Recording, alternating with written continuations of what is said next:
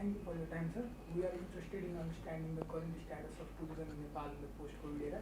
Your insights will help us gain a better perspective on the challenges and opportunities facing the tourism industry. My name is Utsav. I am currently pursuing bachelor degree in travel and tourism at NATHM. So let's start with your brief introduction. Namaste. Thank you so much for the opportunity. My name is Maniraj Lamichhane. I am working as a director at Nepal Tourism Board, and also I am looking after a project named as Sustainable Tourism for Livelihood Recovery, and I am working there as the national project coordinator. So for the first question, how has the Covid-19 pandemic affected the tourism industry in Nepal?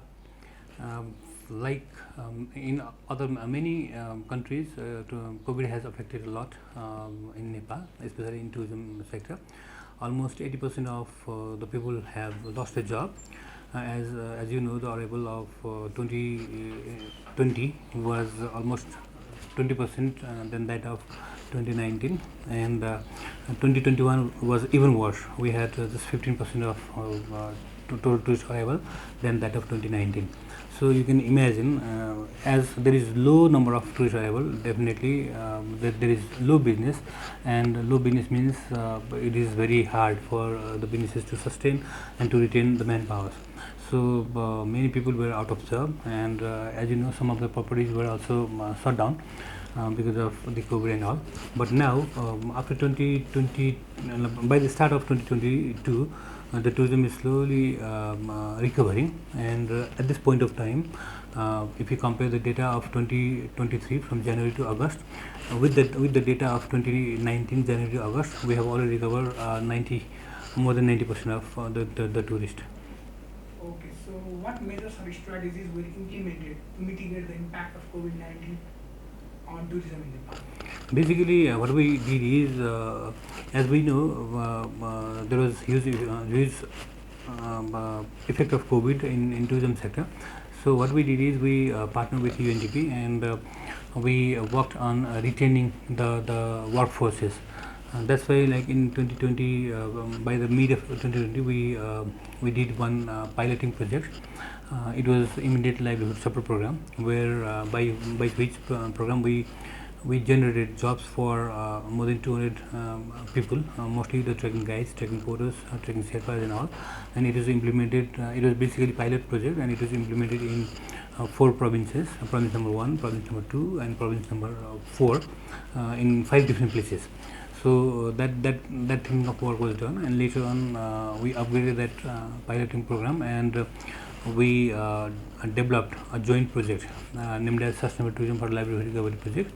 It is a joint initiative of Nepal Tourism Board and UNDP, by which we created more than 5,700 jobs, and these people were mostly the trekking guides, trekking porters, rafting guides, rafting helpers, restaurant waiters, and alike. So these people have their job for at least 10 days to 40 days. That was like short-term employment that was created.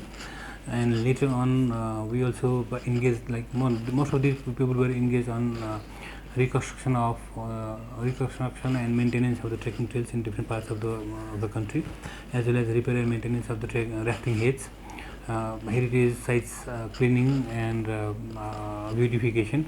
So those sort of works were done by them, and that was our effort to retain or to make the people or human resources feel that they are well looked after by the tourism sector. And also we negotiated with Nepal Rashtra Bank, and we also had had talks with Finance Ministry of Finance and other private sector banks. And during the COVID time, the interest rates were slashed from double digit to single digit. So there was the legal concession that was provided to the private sectors, and that was done in our leadership or in our initiation. So the workforces were retained, and the businessmen were a little subsidized. So these sort of major actions were taken, and in the meantime we continued doing our marketing thing, and we focused on major 2 destinations, like one stop destination and neighboring destination. So our primary focus was in India and Bangladesh, That's why, like during COVID time, we had maximum number of people arriving from India as well as Bangladesh.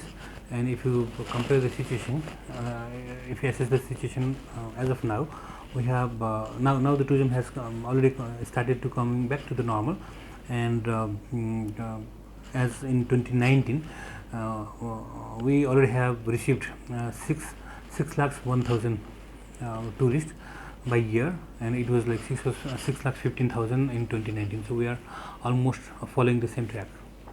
Okay. So were there any positive outcomes or lessons learned from the pandemic that could be applied to the tourism industry in the future? We have learned a lot. The main thing is that now after COVID, the trend of tourists, the travel pattern has slightly changed. Earlier, people used to travel in group. Now people are preferring to travel alone or like with on small groups, and they have started choosing the remote destinations where there is less tourists or like less movement. So this sort of activities is being done. And after this COVID, as the economy of some of the countries is not good, so we are receiving more like economic tourist in during this time. And also, the another good thing is that as people were kept inside houses for 2 years or more because of COVID. Now in some of the countries, people have started coming coming out of the houses in numbers, large numbers. That's why, like the good example is that we recently received more than 700 people from Bangladesh. Similarly, 900 people from China Kunming at one go. So those sort of activities is also slowly increasing, because we can call it as revenge tourism, like because COVID kept us inside home for 2 years. So now it's time that we should come out of our home and explore the world. So that sort of mentality is being developed in some of the tourist or in tourism in some of the tourism markets.